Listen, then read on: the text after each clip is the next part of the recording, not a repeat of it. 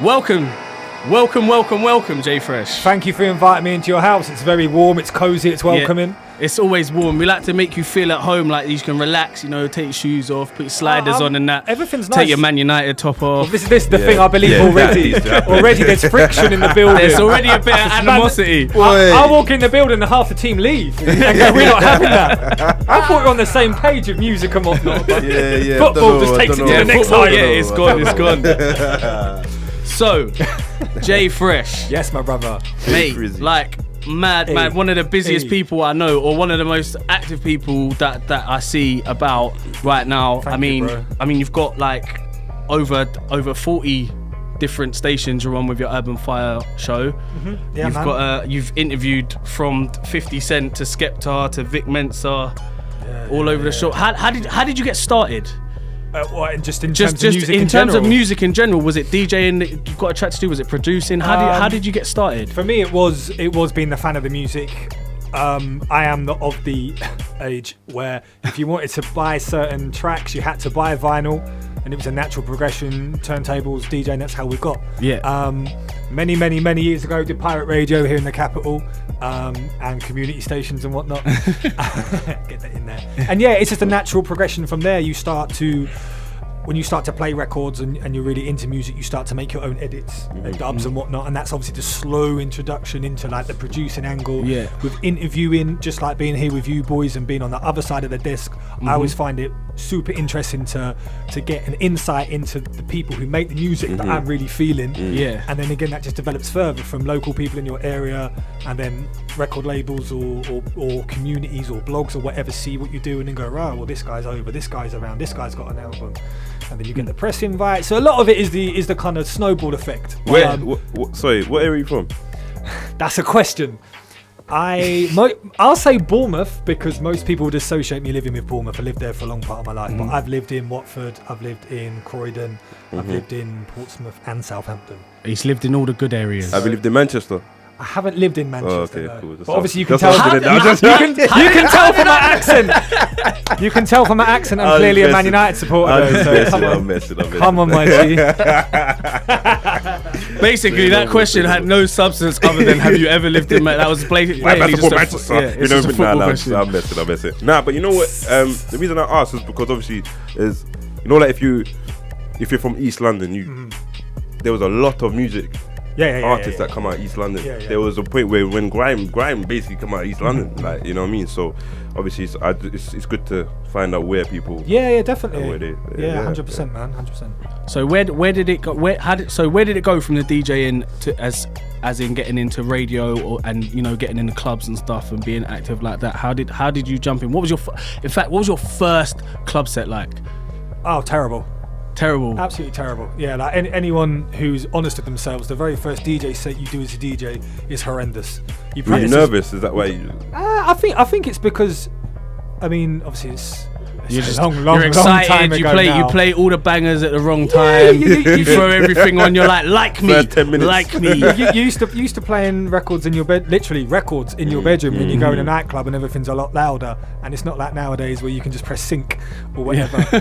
And there you go. Like you had turntables, and if a turntable's a bit wonky and you're quite not used to using 1210s because you have like terrible belt drive decks at home. You've got the Argos Numarks or the hand me down of the top of your stereo system. Exactly. Just like, let me plug that in. Exactly. So I'll openly say that first DJ set ever would have been horrendous compared to where we're at now. But I think that's the same with most people if they're being honest. Yeah, no, definitely. Like the first record someone makes. Definitely. Yeah. Terrible. Yeah. Unless you're a genuine superstar. And let's be real here.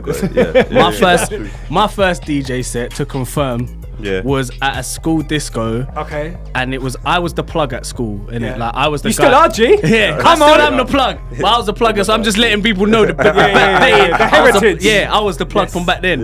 And basically, I used to bootleg albums and do my own little mixes on the tapes. Six. So my teacher just decided, oh well, you've got all the music. like you just bring a few CDs down and do it, and it was absolutely terrible. Like from Shanks and Bigfoot to like Shanks and Bigfoot. to deep. Hey, that chocolate boy. I don't. You don't know. I don't know. Yeah, we know. I even know. Wait, like Venga Boys, all of that. But yeah, it was mad. So I can totally confirm that they're the first set. And then look at me now, like I'm just sexy on the decks. Shutting it down. It's a mad thing. You gotta be real. So you know what? So you moved on from them. You got into the production. You got into the natural progression. Who was like the first person that you made a track with that you thought, yeah, I'm gonna start taking this a bit? Well, I always kind of noodled around, like making little edits, and you know, you'd hear a hip hop or a grime record from way back when. Yeah, that's dope, but I'd have put his verse first. Yeah. So that's always kind of been there in the background. You kind of naturally do that as a DJ anyway, because you want it. You hear it how you want it. You have your own ear. Yeah. And there was always little sessions of people who were more established, like making house or garage music, that I'd sit in on the session, like right at the back, and have no idea what's going on, and then just try and pick things up. But the very first track, it's probably with a guy, I can't, his government name is Jason, and we did a tune in Bournemouth. That's how far along ago it was. Okay. I don't even have a copy of the record, but obviously looking back now it's quite hazy, but it would have been... But dub plate, you pressed it? No, I think just on CD, just did it on the computer and it was on the CD, so I didn't think it went any further than that, which is wise, because that would have been a waste of money. That's what I was thinking. But yeah, man, it's just... it's all part of the learning process, isn't it? Yeah. You get to a certain point and then you absorb and you develop and you learn. As long as you're hungry to learn, I think that's the main thing. And you look at people around who 100%. Inspire you, who might be your contemporaries or whatever, as well as obviously the people who are the dons of the game and who you can connect with. So yeah, man, I think it's just important to always... Because you've always stayed pretty consistent. I think you can kind of see and feel the kind of music that you like and the kind of music you're into. You reflect that through what you're doing and who you mess around with and what kind of tracks you're making and stuff. And I think it's hard now to do that because there's a lot of bandwagon jumpers where it's just like, if this is popping right now, let's make this rhythm or let's do that. Whereas I feel like you've kind of steadily progressed through what you like and put it into a nice package. And now have the Banana EP. Thanks, man. Well, it's nice to hear, because that's obviously what one of the objectives is that on one hand, people like to put an artist or a producer or sound, that's like him, that's like her.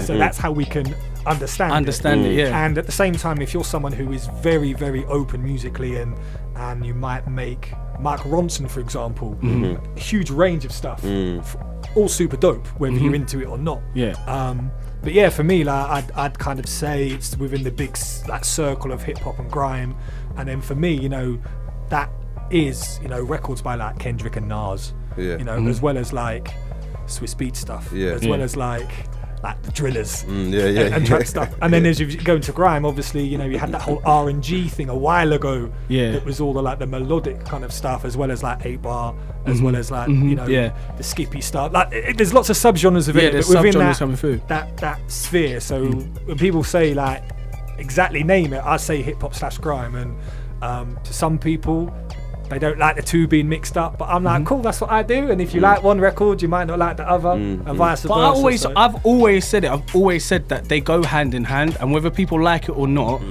it's a very cliche thing to say. But I've said it before. I say it all the time. Grime is our hip hop here in the UK. To me, just for the fact of, you know, we made it ourselves. We made it. We made it in the underground, in little youth clubs where no one was listening to on whatever. In rooms like we're sat in right now. Exactly, right now. And then it grew out, and then it became like kind of a movement, and that is our hip hop. So I think it goes hand in hand, and I think we learn a lot from each other, as you can tell now, because there's a lot of things being plucked out, whole load of stuff being plucked out. So I think you'd be right to say that, and people who kind of frown and turn their nose up at it, I think are just like, that's cool.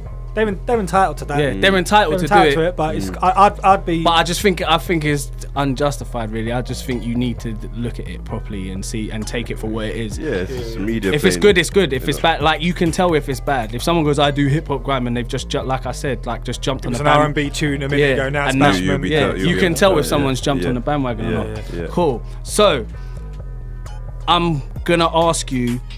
I'm gonna fly right off the handle and go into more of your presenting stuff. Okay, I wasn't expecting that, but yeah. I need tips in it. I just need. That's what I'm saying. I need tips as well.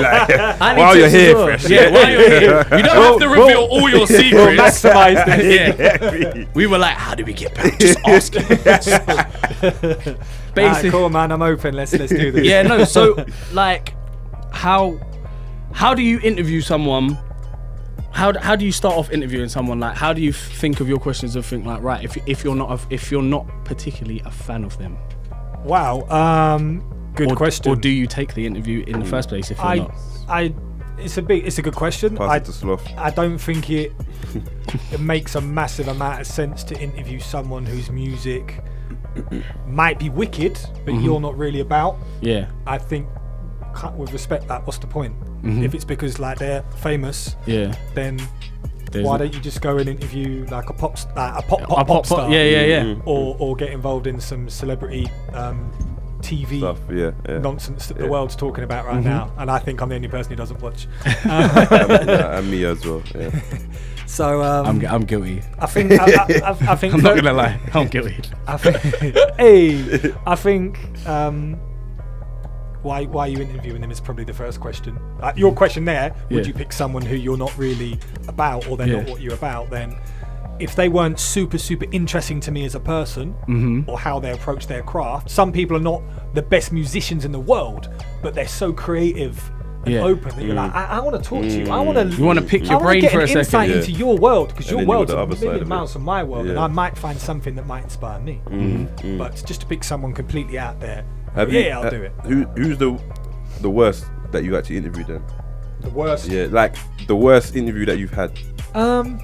Don't try and throw him under the bus just because he's a Man U fan. No. That's Jay Fresh, bro. I thought we connected there. Give us advice and then we'll just slew you live on it. Yeah. We'll slowly break him. He will never know. I can't think exactly who is like the worst. Yeah. I think sometimes you can interview somebody and they've maybe had an insane week or an insane day, and they are shattered. Yeah. And maybe they've had 7 or 8 or 9, 10 interviews of people asking them the exact same question over and over and over and over again. And then you just know that it's nothing personal, but they don't want to be there. You've got to try and get something out of them. But I'll flip that story or that take and say that I've only interviewed Pro Green once. Lovely guy, wicked guy. And it was interesting that I think I sat down and he'd done a couple, and I'd ask him 2 or 3 questions, and he went, you know what, Fresh, like, you're the first person today who's spoken to me about music. Everyone else is talking about the I think he's going through an issue with his then wife and whatnot. And I was like, cool, well that's why I'm here. So we've connected on that level. So to flip that, he really appreciated that I was there for like a good purpose, rather than just trying to scratch around and get something controversial. Get a little clickbait out of him and then let's try and get a little bit of money out of that somehow. It's unfortunate, but I feel that that's what the industry is more so right now, because obviously music, you're selling more of your personality more than the actual music itself in a way, isn't it? So and I think you have to, and that's another very good point, because some of the artists who've been in the game a long time, who used to be very almost reclusive, are now quite open about how they have to be open in order to engage with a new fan base. And it took a while for them to maybe get that mindset. And even though they're like superstar artists, and I'm certainly not, it took me a little while to get used to the fact that if people want to see the inner workings of the studio when you're working, when you had a great day, when you've had maybe not a great day, and that's a little bit of a weird thing to get your head around. I hate that. As a guy, you think, well, I'm keeping myself insulated here. I'm showing you when things are going super well. You know what I mean? But there's a lot you learn out of the whole interview world. So yeah, man, it's interesting. What's the most interesting thing you've learned in an interview from one of the people that you've interviewed? One of the many people that you've interviewed. Like that you took away and you went, right, that's something I can. There's this, which to me I've mentioned 2 or 3 times today already. But one of the artists who, Koder, who did the record Special Powers with us. Big up Koder. When I went to Koder's yard, on one of his walls, he's just got loads of writing, different coloured marker pens, everything. From a picture to I've like seen a that Bob on his Marley snap. quote. I've seen that on his snap. To lyric to like bars. And I walked into his room and was like, bro, like, what's that all about? And he's like, this is what I do, man. He's like, I come in, every so often I might draw a picture, I might write a lyric, I might have a thought, I've had a good day, a bad day, and this is like my canvas. And then after a while, he will paint that wall, paint over it another colour, get out different colour pens, and then repeat the cycle. Sick guy. And to me, I was there going, that kind of, I'd never even heard of that's that art. before. That's That's art. Yeah. And not to go too much off topic, but when me and him were in the studio making the record, that's why I love being in the studio, because I get a real insight into his creativity and his life, and life really feeds into the music you're making at that particular time. And I find him a very interesting, a very creative character. I do as well. Yeah, man. I do as well. I mean, I've met him a couple of times. We spoke like in depth a couple of times, and we've tweeted and whatnot or whatever. But he's he is a very interesting person. And I think I tweeted like he's one person that actually harnests his artistry, and like actually takes care of what he's doing in that respect, where he will get it out because he feels that there's something there he can take away. And I think that's, in this day and age, to be of that age as well and know that's what you want to do and do that and push forward with it is actually really sick. It wasn't a strict interview, but something that took me that I've taken away. That's something that always resonates, because it's something that I'd never seen before. I'd never even heard of before, and it was like right in front of me. And like you said, you could do all this madness, and those two little lines down there could be the bit that finish a great record in 6 months. It's true. I love that. I do love that, man. It's nuts. All right, then, we're talking to Koder, and talking of you working together, let's play the track Special Powers, and then we'll talk a little bit more about Special Powers and about the Banana EP. So. Tell us a little bit more about how this track came about.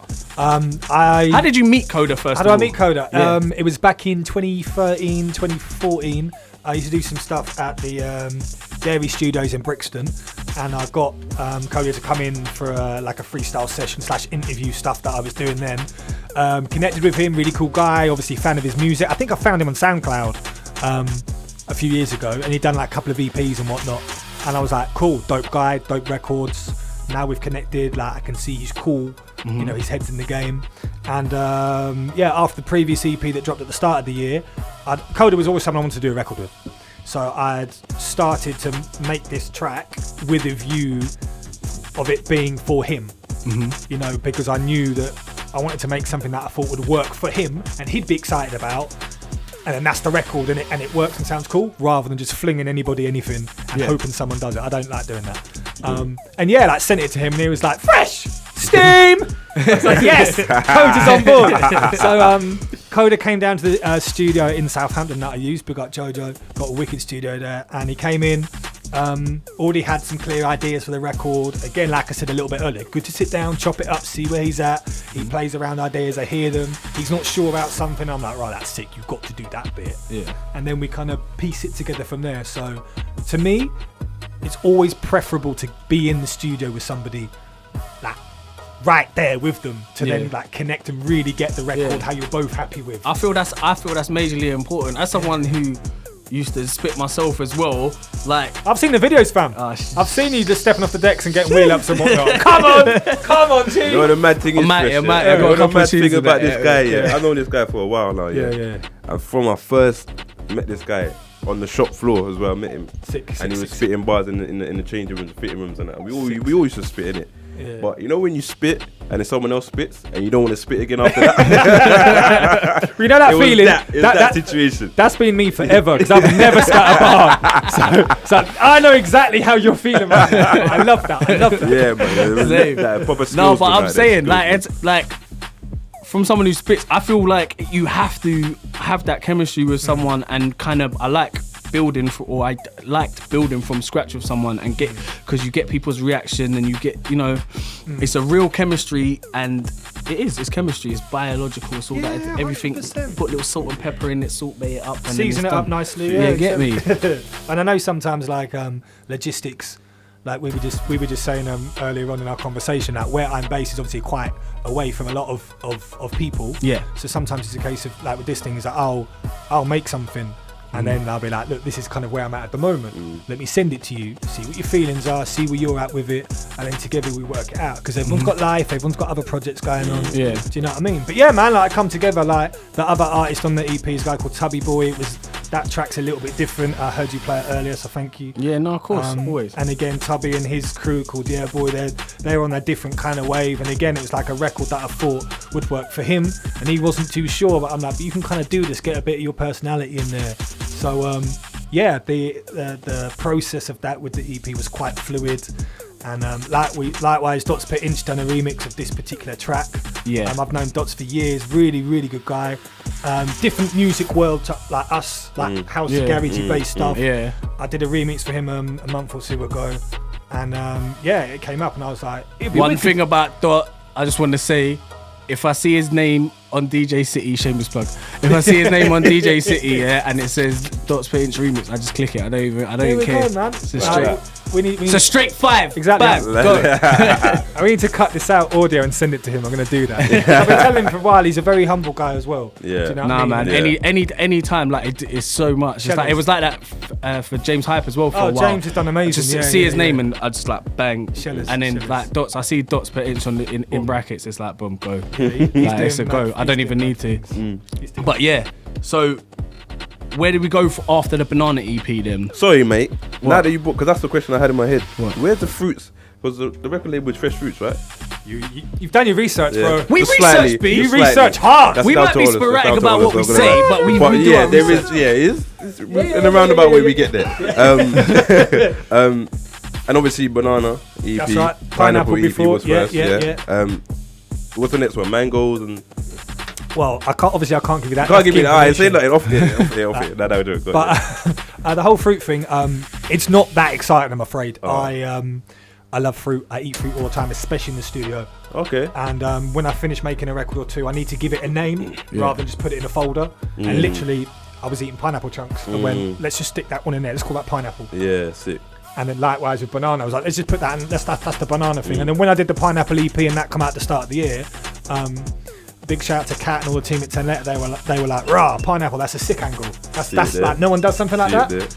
And then so we were like, rah. So and kind it's of fresh fruits as well. So it kind of flowed naturally. And we know that like fruit is cheaper than junk food. It's very good for you. Yep, natural sugars and that. And obviously this is radio, so we're not going to say anything inappropriate. Okay. But like, we know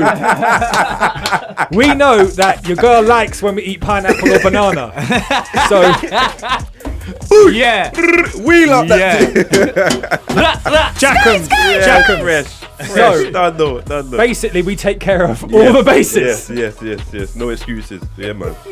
I like that. Sorry, mate. Go on, mate. Nah, so well, where do we go with the next EP from here? And also, is there anyone you've kind of got your eye on now, other than me, that you want to work with on the next EP? Shellers. Who said it's going to be an EP?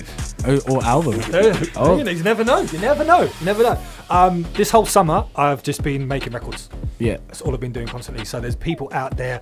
I've got massive respect and love for the people who've been in the game for a long time and are like the real, the top boys. Massive love and respect for that. For me at the moment, I'm loving reaching out to people who I think are dope, and I think more people need to know about them. That's what I like to hear. Like the people who featured on the records thus far. Like on the first EP, Blade done the tune with Jamie. Blade's now doing shows over in Berlin in America. Boom, he's doing wicked things.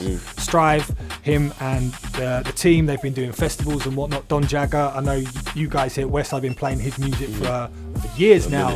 So to me, I like that wave, and there's lots of people out there who are talented, or I come across them, or if people hit me up on Twitter and go, can I send you a record? I'm like, boom, here's the email. I want to hear you. I don't care whether you've got 1 million followers or 10. If you make dope music and you're cool and your head's in the right place and you're serious about this, then let's do something. So there's definitely more to come, and as soon as we are ready, if you will have me, of course, I'd love to come back on the show 100%. and chop it up and go through some more records and whatnot. And 100%, definitely down for that. Definitely down for that. Yeah. All right, I want to talk about. You're mad active, and I won't lie. As a DJ, it kind of annoys me because you always remind. Do you just want to take this jacket off? Is that what I'm saying? You don't even like football. Is that what this is all coming from? You got to worry about. You don't even like football. I'm not even down with football. You can keep that on. I could just take the mic into the corridor and you always. It's a good thing, really. Like you always like kind of remind me that someone's awake. Do you know what I mean? Like while you're sleeping, someone's awake, putting that work in. 3 times best mixtape DJ nominated. Oh god, Jeez. Yeah, that's a while ago. It's the point. I still ain't been nominated. I've been putting out my things. And it'll come soon. So what does it take? Practice. It's a bait one. Practice. I don't care. 10,000 hours. 1 billion hours. Do you know what I mean? Like anyone. And then some. Don't get me wrong. If you're new to the game or you are, let's say, under 18, you don't know about the world of vinyl and whatever. But that's cool. That was a long time ago. You don't need to know about. You're with the times, isn't it? Exactly. Let's not keep going on about that stuff. But what you do know is that like it also depends on what kind of DJ you want to be as well, and also what kind of music you about. Because now you can pick up music like that. So you can start DJing tomorrow, you can start DJing tomorrow, and all of a sudden we've all got the same records. We've all got the same songs. We've all got a controller which you can buy for next to no money from a shop. Brilliant. So you can start manipulating and playing with music straight away. Great. But how do you differentiate yourself? Because you practice, you continually practice. You understand that as a new DJ, you're not going to get the prime time slot in front of 10,000 people. You're going to do the warm-up set. Yeah. So if you're doing the warm-up set before this guy, can you play a warm-up set? Yeah. Do you know enough about music? Have you got an elder sister or brother who is into Montel Jordan and Donnell Jones and all these people? So you learn about old stuff, so you can do a warm-up set, for example. Cool. Do you know you might think that this radio presenter or this radio station is the greatest ever? That's amazing. Do a little bit of research in there. Find out who else has been through the door, what else has happened. Once you get a little bit more knowledge in there, and you don't have to know everything, but once you know a bit more knowledge, you'll be in a stronger position, and then you'll be able to connect the network with people better. 100%. But practice is underlining that. Practice. That's what I was trying to tell them as well. You get me? Just practice. Don't worry about me. Keep practice. Like you said, you might be into a particular artist, and then, let's say like a new school artist, and then you find out that artist is influenced by this guy from 5 years ago. Yeah, of course. Cool. Then go and research that guy. Of course. And then you find who he was in. I mean, people of a certain age, like that was kind of just the way it was done. Times have changed. You've got Twitter, you've got IG, you've got Snap. You can see the artists, you can see the work they put in. You can see what DJs do to position themselves. Don't copy them. Just be influenced by it and apply it in your way. Yeah. But mainly, like, just get out there and practice. And anything that comes along, competitions, just be a part of it. Just jump in and do it. Just try. Push yourself and try. Be respectful, but try. So that's a big answer. Sorry, bro. It's a lot of words. No, that was good. That was good. You said, I was kind of like, I hope he doesn't just give like 5, like this. What? Now what's next, mate? Now go do it. No. Stop complaining. Go and do it. What's the advice? Don't bother. Don't bother. We're at it. We've got this. Wait. Westside have got this. So just unless you're part of the connect, like, don't even bother. Just go and make me a sandwich. Because I've been on the road all day. Hey!